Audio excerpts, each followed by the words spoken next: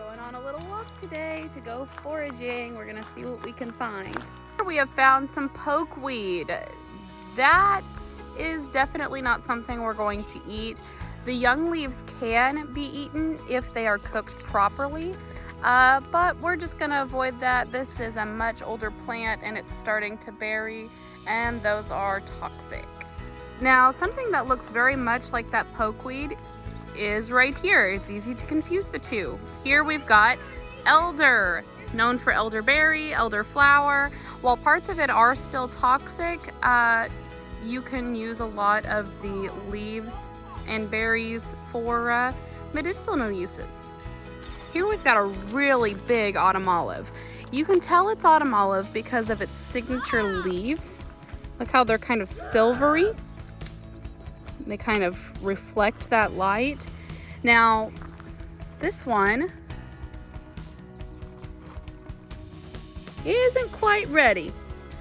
The berries will turn orange as it gets closer to being ripe. We'll come back and check on this guy.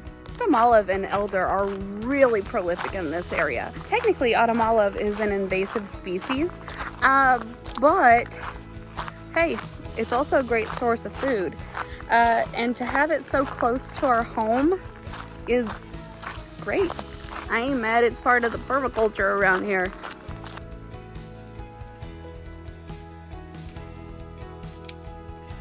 And we have found a wild blackberry bush. Yes! Red berry. Berries in the creek bed? Yeah. Well, I guess we're gonna And have hey, don't worry, this is an airsoft gun. Yes. Guess we're gonna have to see what we can find. We're gonna love it if we find. Come on, Blue. He followed us the whole way.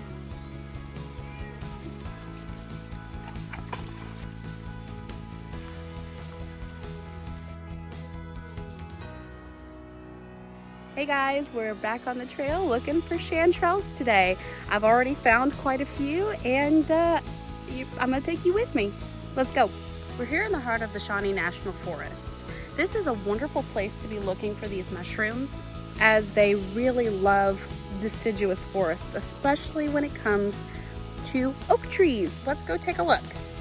It is far too early for there to be this many mosquitoes out. Oh, I think I've found about every spider web in this forest at this point. Oh, look what we have here, right in the middle of our path.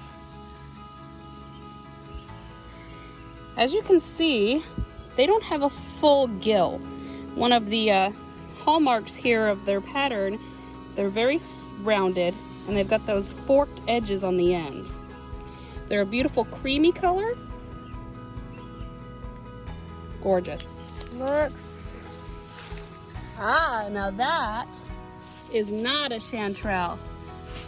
That is something else entirely. We're not gonna pick that guy. Word to the wise, wear bug spray. Because even at 8 in the morning, I am getting absolutely destroyed by these mosquitoes. Destroyed. Ooh, what are you? Let's investigate these little guys. These appear to be painted slippery cap, so we are gonna leave them alone as they are toxic. Got another chanterelle here, let's look. Ah, beautiful, it's a smooth chanterelle. There's a honeybee swarm up there. We're gonna leave them alone. I make a homemade itch cream out of plantain and yarrow, and I'm gonna be needing it. Oh my gosh, I am so itchy already. I am just, ooh. I'm one of those people who welts up really big whenever they get bitten by a bug. Ugh, I can feel West Nile already. Good little walk this morning, even if I was destroyed by mosquitoes. We've got a good haul. Yes. Hopefully I can find just a few more before I call it quits. We'll see. Hey, we're home with our chanterelles, and now it's time to prepare them. The chanterelles have sat in a bowl of salt water for the last few hours just to make sure they're clean, nothing's living on them. I'm just gonna go through, I'm gonna cut off the ends here and set those to the side. And I'm just going to slice them down the center. You can see they have a beautiful meaty texture. Look at that.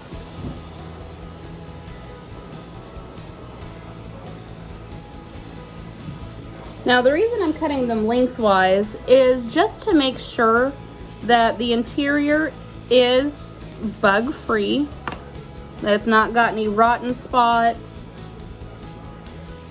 And also, it's a good way to make sure that, you know, maybe one of the kids didn't grab the wrong type of mushroom. I can look at all parts of it. I can look at the undersides, the top, the color, and the interior. We've got that nice meaty flesh. If it was something that was more chalky or had more of a fibrous interior, I would know that it might not be the correct type of mushroom to be eating. A better example, look how defined those are versus a smooth chanterelle where it is, yeah, look at that difference. You've got a smooth chanterelle. That one's a smooth chanterelle for obvious reasons, and this one is your golden chanterelle. They don't have traditional gills like a regular mushroom. That is the best way to tell these mushrooms apart from their lookalikes. They do have a couple of lookalikes, but once you know the difference, it's quite easy to tell which is which. The most common lookalike here in Southern Illinois is either going to be the jack-o'-lantern mushroom, which has a similar color, but that's pretty much where the similarities end. The jack-o'-lantern mushroom has gills. Not to mention, the mushroom itself is bioluminescent, meaning it glows at night. One of the reasons it's actually called a jack-o'-lantern. There's also a false chanterelle. The false chanterelle is not necessarily toxic. It can definitely cause some intestinal distress though, but it doesn't always, and it just doesn't taste as good as a normal chanterelle. Chanterelles are very good themselves. Now, I don't have any false chanterelles here, obviously, but they look very much like a regular chanterelle, except the center is dark orange and it fades out to a light yellow on the outside. Like I said, those won't kill you, but they definitely don't taste as good, and they might give you some belly issues later. Now that I've got these bad boys all cut up, I'm going to add them to some kebabs and we're going to grill them.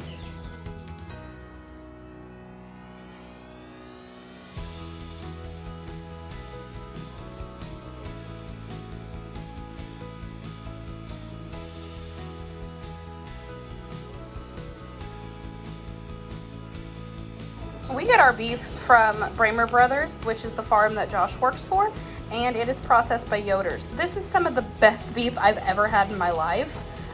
So if you are local to the Southern Illinois, Western Kentucky area, I highly suggest checking them out.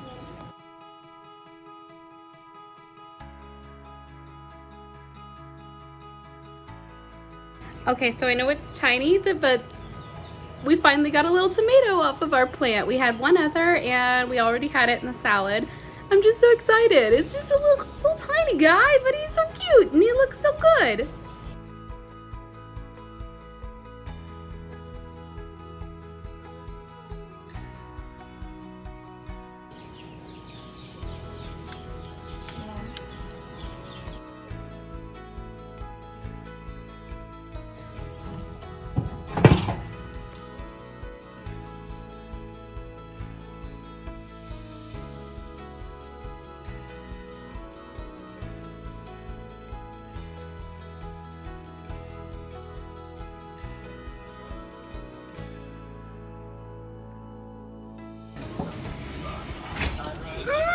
So good. Good? Mm-hmm.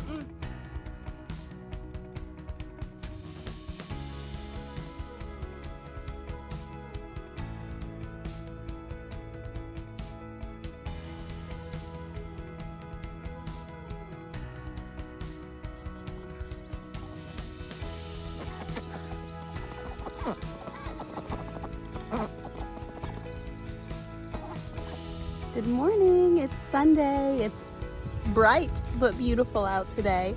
So I woke up this morning just absolutely itching like crazy, and I hate that. I mean, I was covered in mosquito bites, but then I realized that my dog was in my bed with me, and he's not got his flea collar. So I've been up since 4, like manically cleaning the house.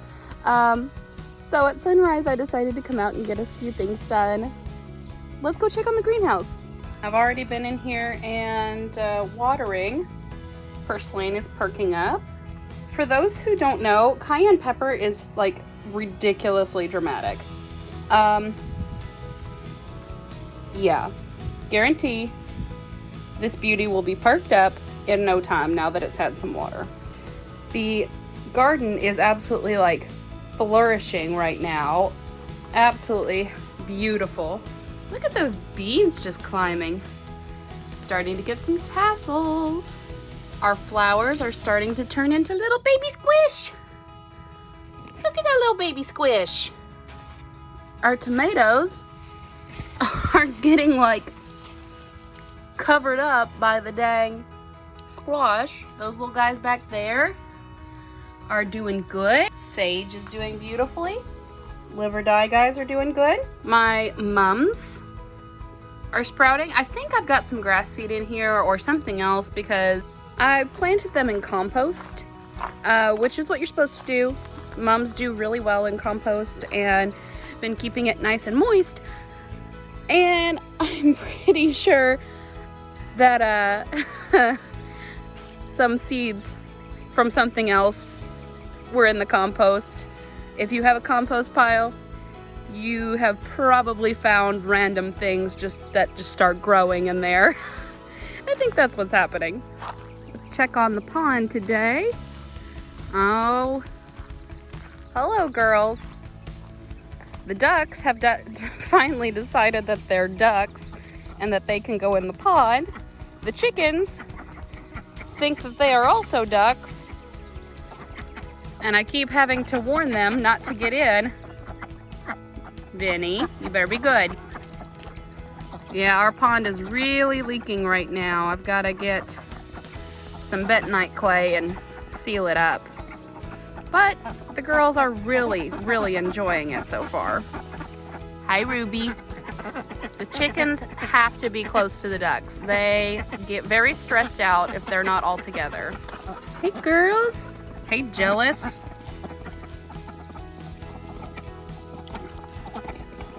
You don't even like water. What are you doing? So yeah, it's been a long morning so far, but got a lot to do today. I'm hoping I can get some work done around the house, get it really nice and clean. I don't have to be back at work until Tuesday night, so just having time to actually relax is gonna be great. Hey guys, it's Monday. Yesterday actually ended up pretty eventful, didn't it, Jay? We were busy. So Josh ended up getting up and he helped me frame out the rest of the chicken coop. So there will be more on that next week. I've got to get the last little bit of lumber to finish it up, and then it'll be done. And then we can start painting it. Yay! And after that, we got those dogs bathed. So no more itchies, right? That's right. Yuck. You're so silly. Then what did we do? We went to Rural King and we went to Taco Bell and we got some groceries. And then we came home and we set up a new canopy that we got from Rural King, a big 10 by 10 one, so that we could relax and have some shade. In the summer. Yes. And then we grilled. It was a really nice night, wasn't it? Mwah. Good night. Well, today we're not going to get a whole lot done except for stuff inside. It's getting ready to storm pretty well here, so we'll just have to catch you next week. Like and subscribe. Like and subscribe. All right, we'll see you guys next week. Say bye. Say bye.